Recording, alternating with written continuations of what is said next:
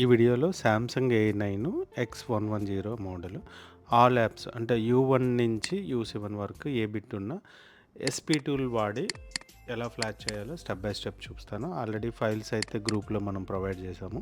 First of all SP tool అయితే open చేసాము. Open చేసిన తర్వాత U6 ఇదేంటంటే U1 ఉన్న మన దగ్గర U1 కంటే అప్పర్ వెర్షన్ ఏది ఉన్నా మనం వెళ్ళొచ్చు. ఇది నేను స్టెప్ బై స్టెప్ ఎలా సెలెక్ట్ చేస్తున్నానో అదేవిధంగా మీరు కూడా ప్రొసీడ్ అవ్వండి.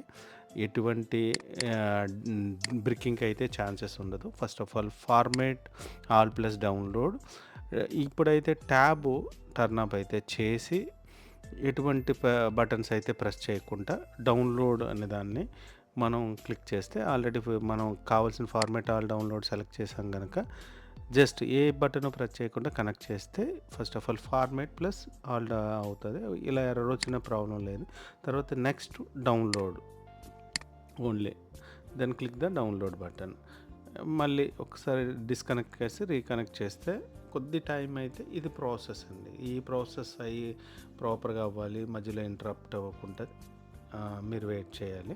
అంటిల్ అయ్యే వరకు అయితే నేను ఫాస్ట్ ఫార్వర్డ్ చేశాను. మీకు ఎక్కువ టైము కిల్లింగ్ అంటే ఈ వీడియో లాంగ్ వీడియోస్ ఉంటాయి కనుక ఫాస్ట్ ఫార్వర్డ్ అయితే చేయడం జరిగింది. మీకైతే ఈ వీడియోలో చూసినంత ఫాస్ట్గా అయితే వర్క్ అయితే అవ్వదు, కొద్ది టైం తీసుకుంటుంది. అంటే ఓ 10 మినిట్స్ వరకు అబోవ్ తీసుకుంటుంది. ఇది 2 మినిట్స్లో అంటే నేను ఫార్వర్డ్ చేసి మీకు కాన్సెప్ట్ అర్థం అవ్వడానికి నేను రెడీ చేశాను.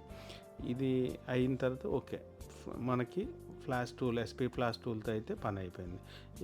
ఒకటే కన్ఫ్యూజన్, U1 ఉన్న U7 అయ్యొచ్చు, U1 ఉన్న అప్పర్ వెర్షన్ ఏదైనా వేసుకోవచ్చు. తర్వాత మన ఓడిఎన్ ఫైల్ యాక్చువల్లీ U1 ఉంది కదా, ఆల్రెడీ U6 ఎస్పీ ఫ్లాష్ టూల్తో అయితే మనం చేసాం కనుక U6ఏ మామూలుగా ఆర్ అబోవ్ బిట్ వెర్షన్ అయితే మనం వాడాలి.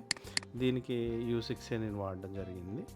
స్టార్ట్ అని మీకు తెలుసు కదా, బూట్ లోడర్ ఏపీ సిఎస్సిసి ఇలా కంప్లీట్గా సెలెక్ట్ చేసి ఇక్కడైతే డౌన్లోడ్ మోడ్లో వచ్చేస్తుంది ఆటోమేటిక్గా. మీరు ఫ్లాష్ ఎస్పీ టూల్లో చేసిన వెంటనే డిస్కనెక్ట్ చేసి రీకనెక్ట్ చేసిన వెంటనే డౌన్లోడ్ మోడ్లో కన్వర్ట్ అయిపోద్ది.